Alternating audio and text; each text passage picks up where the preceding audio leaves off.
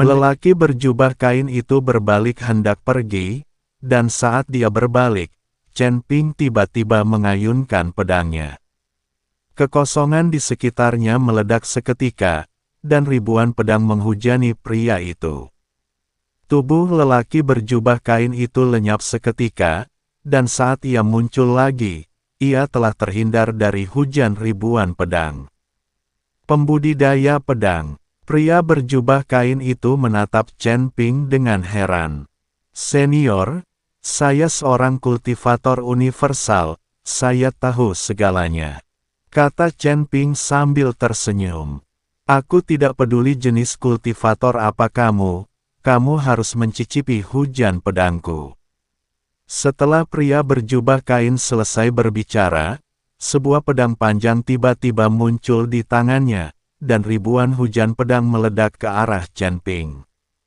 Chen Ping mengerutkan kening. Dia tidak menyangka bahwa pihak lain juga menggunakan pedang, dan kekuatannya cukup mengesankan. Ledakan. Chen Ping buru-buru mengayunkan pedangnya untuk memblokir, mengeluarkan niat pedang yang tak terkalahkan. Dalam sekejap, seluruh dunia berubah menjadi lautan pedang. Lin Keting dan saudara perempuannya Hong Yao dan Lan Yao bersembunyi jauh. Niat pedang Chen Ping dan lelaki berjubah kain itu bertabrakan dengan keras di udara. Cahaya pedang itu seperti pelangi, dan energi pedang ada di mana-mana. Seluruh gunung tampak tenggelam dalam lautan pedang. Kedua sosok itu bergerak cepat di tengah hujan pedang dengan kecepatan yang sangat tinggi sehingga hampir mustahil untuk dilihat dengan mata telanjang. Chen Ping merasakan bahwa niat pedang lawannya sangat tajam, dan setiap pedang membawa kekuatan penghancur, seolah-olah akan merobek langit dan bumi. Dia sama sekali tidak berani ceroboh. Pedang panjang di tangannya menari-nari seperti angin. Cahaya pedang berkelebat, membentuk serangkaian tirai pedang, mencoba menahan serangan lawan. "Ilmu pedangmu bagus, tapi masih jauh dari sempurna." Pria berjubah kain itu mencibir, dan menggoyangkan pedang di tangannya dengan keras.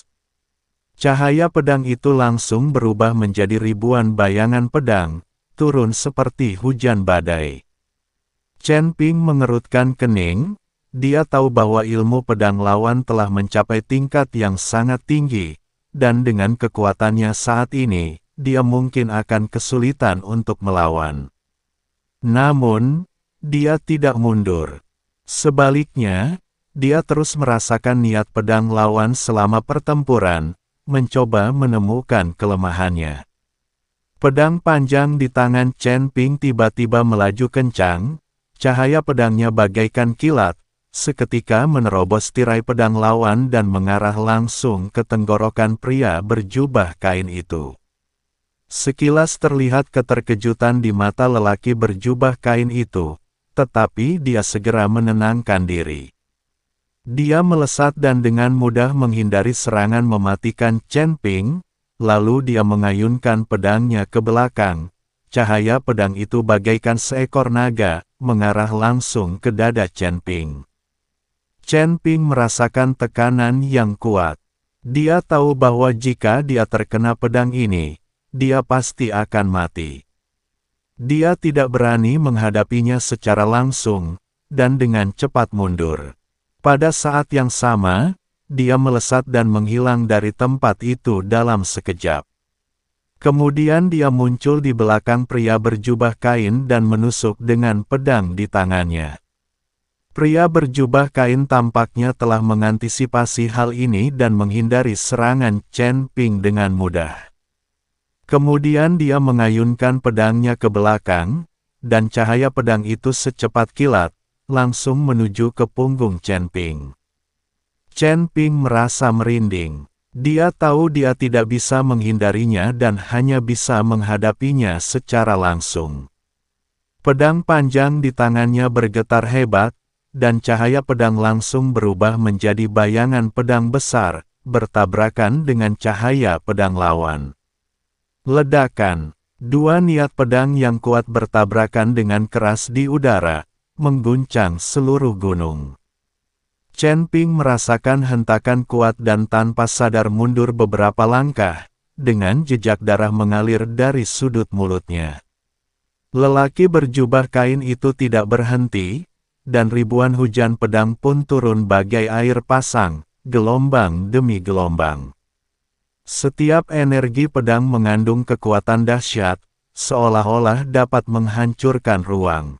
Chen Ping melawan dengan sekuat tenaga, pedang pembunuh naga di tangannya menari-nari di tengah hujan pedang yang lebat, menciptakan lingkaran lengkung cahaya berwarna perak. Setiap kali pedang diayunkan, disertai dengan suara keras benturan logam, seperti tabuhan genderang perang. Kamu punya beberapa keterampilan. Lelaki berjubah kain itu mendengus dingin, lalu menggoyangkan pedang di tangannya dengan keras. Dalam sekejap, kepadatan hujan pedang meningkat beberapa kali lipat. Chen Ping diam-diam mengerang dalam hatinya. Ilmu pedang pria ini tidak hanya kuat, tetapi juga beragam, membuatnya kewalahan. Namun semangat pantang menyerah dalam tulangnya bangkit sepenuhnya, dan dia meraung, kalau begitu mari kita coba. Teknik pedang 9 bayangan. Chen Ping memamerkan keterampilan pedangnya yang unik dan menuangkan seluruh kekuatan spiritualnya ke dalam pedang tanpa ragu.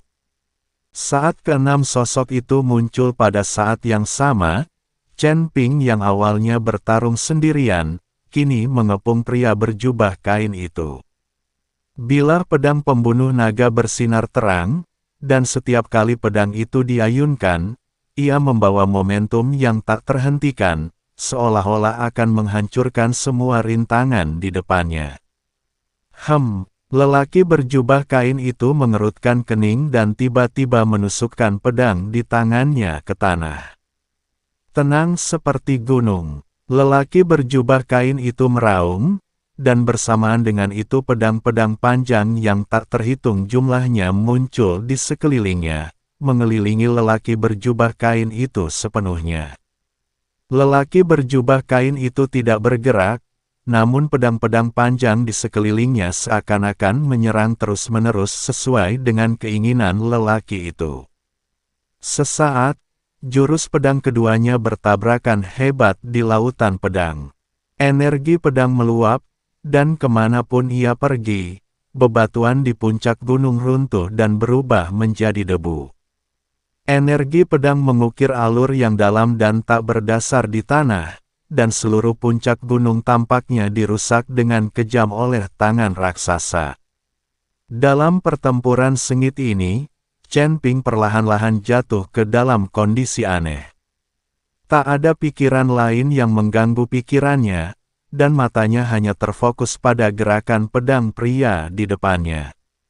Setiap gerakan pedang dan setiap tindakan lawan tersaji jelas di matanya seolah dalam gerakan lambat. Ia mulai memahami hal-hal baru dari ilmu pedang lawannya, dan gerakan pedang rumit itu secara bertahap menjadi jelas dan logis saat ia memahaminya. Begitu ya, kelemahan gerakan ini ada di sini. Chen Ping bergumam dalam hatinya, dan keenam klon itu langsung bergabung menjadi satu. Pada saat yang sama, pedang pembunuh naga di tangan Chen Ping tiba-tiba mengubah lintasannya dan tidak lagi hanya melawan dan menyerang. Sebaliknya, ia dengan cerdik menghindari ketajaman gerakan pedang pria itu dan mencari titik lemah untuk melakukan serangan balik. Pria berjubah kain itu menyadari perubahan Chen Ping, dan sedikit keterkejutan melintas di matanya. Menarik, kamu benar-benar bisa memahami maksud pedang baru dalam pertempuran. Tapi, apakah kamu pikir kamu bisa mengalahkanku seperti ini? Lelaki berjubah kain itu pun ikut bergerak, dan momentumnya tiba-tiba meningkat. Ilmu pedangnya juga mengalami perubahan besar. Hujan pedang yang awalnya mengandalkan kuantitas untuk menang kini menjadi lebih padat. Setiap energi pedang tampaknya mengandung kekuatan untuk menghancurkan langit dan bumi. Kemanapun energi pedang itu lewat, ruang tampak sedikit terdistorsi. Domain pedang meteorik. Diikuti teriakan ringan dari lelaki berjubah kain, energi pedang yang tak terhitung jumlahnya menyembur keluar dari urat bumi, bagaikan bima sakti yang terbalik. Energi pedang ini bukanlah energi biasa. Masing-masing mengandung lintasan bintang dan membawa rasa tertekan seperti gravitasi benda-benda langit. Chen Ping merasa seolah-olah kakinya terjebak di lumpur, dan meridian di seluruh tubuhnya sedikit sakit di bawah kekuatan bintang-bintang. Pedang pembunuh naga di tangan Chen Ping langsung tertancap di tanah. Saat teknik jantung konsentrasi di tubuh Chen Ping bekerja dengan liar, teknik itu menyerap semua energi pedang meteorit dalam jarak 10 kaki di sekitarnya. Pupil mata lelaki berjubah kain itu sedikit mengecil, dan zona vakum yang tiba-tiba muncul di wilayah pedang menyebabkan serangannya terhenti sejenak. Kau benar-benar bisa menyerap energi pedang. Momentum pedang pria berjubah kain itu tiba-tiba berubah. Pedang panjang di tangannya membentuk lintasan misterius, dan cahaya pedang terbelah menjadi ikan yin dan yang. Bagian kiri pedang sepanas matahari, dan bagian kanan pedang sedingin bulan. Ledakan, cahaya menyilaukan meledak dari tempat energi pedang bertabrakan, dan roda pedang kekacauan bertabrakan dengan roda matahari dan bulan, merobek 3 retakan hitam di kehampaan. Telapak tangan Chen Ping retak, dan pedang hampir terlepas dari tangannya. Tubuhnya retak menjadi bentuk seperti jaring, dan darah terus mengalir keluar. Chen Ping menatap pria berjubah kain itu, matanya penuh dengan keterkejutan. Dia tidak menyangka bahwa penjaga surga kedua akan bersikap sesat seperti itu. Bagaimana orang seperti Yun Li mencapai tingkat keempat? Chen Ping, kamu baik-baik saja? Lin Keting bertanya dengan gugup ketika dia melihat ini. Hong Yao dan Lan Yao juga bingung. Kakak, waktu kita menantangnya tadi, orang ini kelihatannya tidak begitu kuat, kan? Lan Yao bertanya, sama sekali tidak. Apakah orang ini sengaja menargetkan Tuan Chen? Hong Yao juga merasa sangat aneh. Jika pria berjubah kain itu begitu kuat, kedua saudari itu pasti akan kalah dalam satu gerakan. Apakah kau mengincarku? Chen Ping bertanya pada pria berjubah kain. Mengapa kau bertanya? Lelaki berjubah kain itu bingung. Sial, dengan kekuatanmu saat ini, tidak ada seorang pun yang bisa dengan mudah mencapai level keempat. Kau tidak akan bisa melewati level ini. Chen Ping sangat marah. Ini terlalu tidak adil. Kau jelas sangat kuat, tetapi kau menyembunyikan kekuatanmu dan berpura-pura berada di tingkat ketiga alam Mahayana. Kau bisa berbohong padaku, tetapi tidak bisakah kau membiarkanku menargetkanmu? Lelaki berjubah kain itu tertawa. Saya awalnya berada di tingkat ketiga alam Mahayana. Kapan saya berbohong kepada Anda? Chen Ping meraung, sangat marah. Bagaimana mungkin? Seorang kultivator Mahayana tingkat ketiga pasti tidak akan memiliki kekuatan sebesar ini. Pria berjubah kain itu tidak mempercayainya.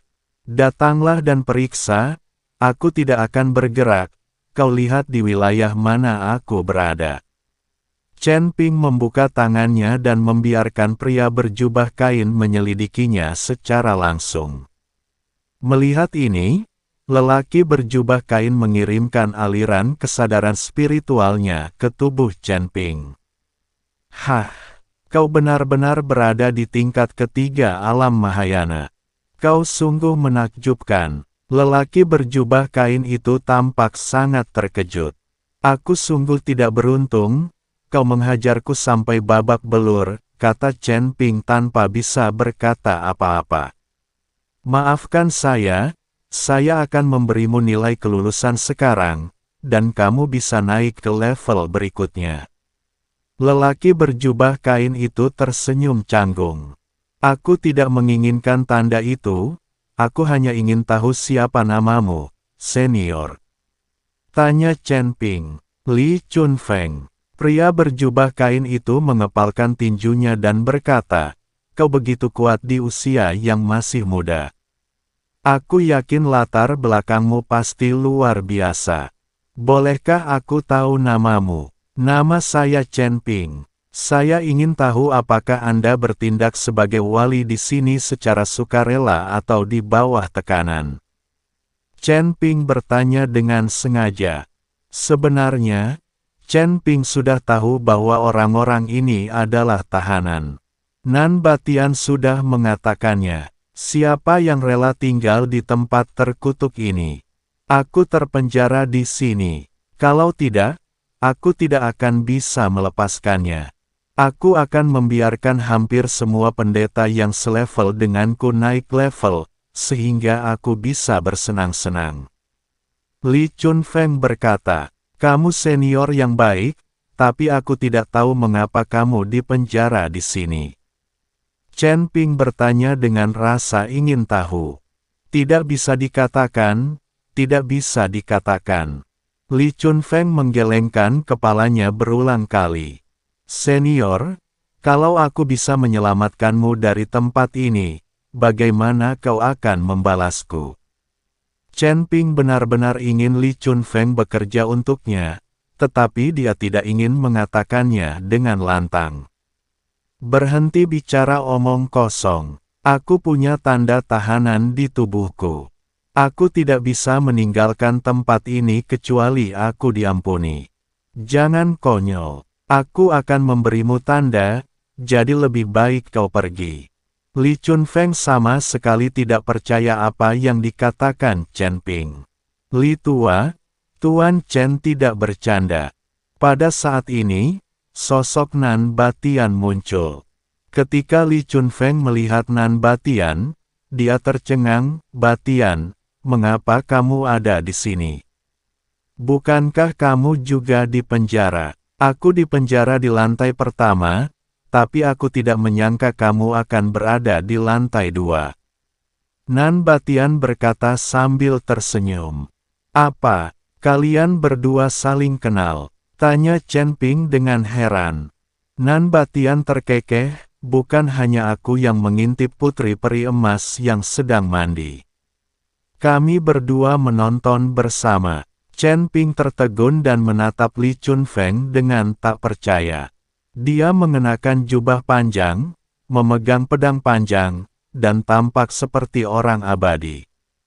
Bagaimana dia bisa melakukan hal seperti itu? Diam, Li Chunfeng melotot ke arah Nan Batian. Chen Ping akhirnya mengerti mengapa Li Chunfeng tidak mengatakan mengapa dia di penjara. Itu karena dia malu. Li tua, Tuan Chen dapat membuka segel penjara dan membantumu keluar dari sini. Kau hanya perlu setia kepada Tuan Chen selama 300 tahun. Nan Batian berkata pada Li Chunfeng. Benarkah? Li Chunfeng menatap Chen Ping. Chen Ping mengangguk, tidak buruk. Untuk menghancurkan segel penjara, kau harus menanggung hukuman surga. Apakah kekuatanmu mampu menahan kekuatan Dao Surgawi Dewa Emas? Li Chunfeng menatap Chen Ping dengan tak percaya dan bertanya. Chen Ping menatap Li Chunfeng dan menyadari bahwa pria ini lebih jujur daripada Nan Batian. Nan Batian bahkan tidak memberitahunya bahwa dia hampir hancur oleh hukuman surga.